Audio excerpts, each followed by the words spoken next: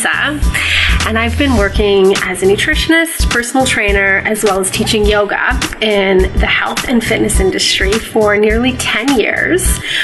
But I'm here to talk to you more importantly about my bigger role in this world as a brand new mother. I've got a little girl by the name of Isabella who is now 8.5 months, and I'm here with you today to share some really helpful tips that worked extremely well for me in the process of preparing to become a mother. So the first thing that I want to touch on is the importance of being organized and prepared, particularly in the department of meal preparation. So what I did is I spent some time during the tail end of my pregnancy gathering up some of my favorite recipes so that I could spend time in the kitchen while I was on mat leave before the baby arrived, preparing meals that I could freeze and have readily available for me when I came home with the baby. The reason for this was that I totally recognized how important it would be to spend as much time as possible bonding with my new baby and developing a beautiful relationship with her as opposed to spending hours upon hours in the kitchen, not to mention getting in a little bit of rest if possible. So I think it's super important to be prepared, not only for when the baby arrives, but also for that trip to the hospital, because the last thing that you want to do after going through the process of labor, which all moms out there who've been through this already know that going through labor is like an Olympic event in terms of the havoc it wreaks on your body. It's a lot of work. So the last thing that you want to do is be restricted by what they have available in the hospital.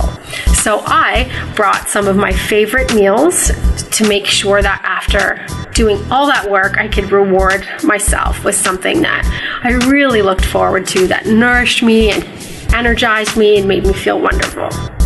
So as a recap, I just want to place emphasis on the importance of being prepared. Spend some time throughout the tail end of your pregnancy gathering recipes and preparing meals, freezing those meals away so that you can spend less time in the kitchen and more time with your baby. And be sure to bring not only a couple of meals, but some great energizing snacks with you to the hospital so that you don't have any restrictions in terms of what is available to you after the baby comes.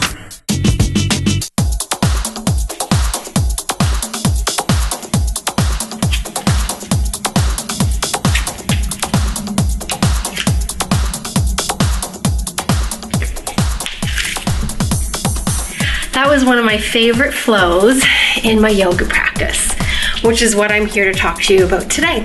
I want to talk to you about how beneficial taking prenatal yoga was throughout the duration of my pregnancy.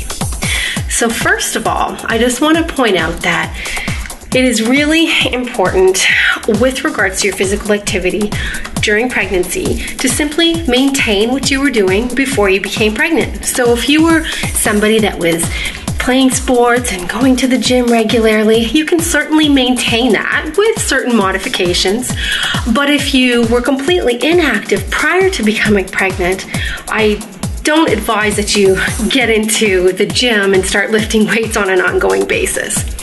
What you can do, however, whether you're super active before you become pregnant or living a relatively sedentary lifestyle, is you can incorporate prenatal yoga into your regular routine during pregnancy.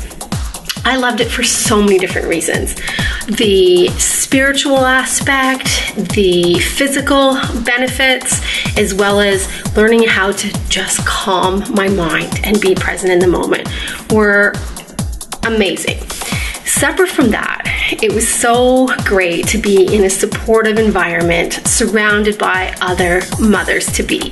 It's really tough as a pregnant woman in society because, often you feel like you're all on your own. I mean, most people out there aren't pregnant. So to align yourself with a room filled with women going through the exact same thing you're going through is so amazing and really something that I enjoyed during my pregnancy, bonding and getting to know other moms-to-be who, to this day, I still stay in contact with. Separate from that, now this is by far the most amazing part of prenatal yoga was that I used to look at it as one-on-one quality bonding time with my baby. It was the only chance that I had in my busy days leading up to motherhood, where I was working, I was getting the house ready for the baby, I was reading baby books, I was always on the go, so busy. But then when I went to my prenatal yoga classes, it was an opportunity for me to just focus on me and focus on my baby. And I loved that so much. The most beneficial posture throughout my prenatal yoga experience was definitely lying in Shavasana, which is a posture that takes place at the very end of practicing a yoga class.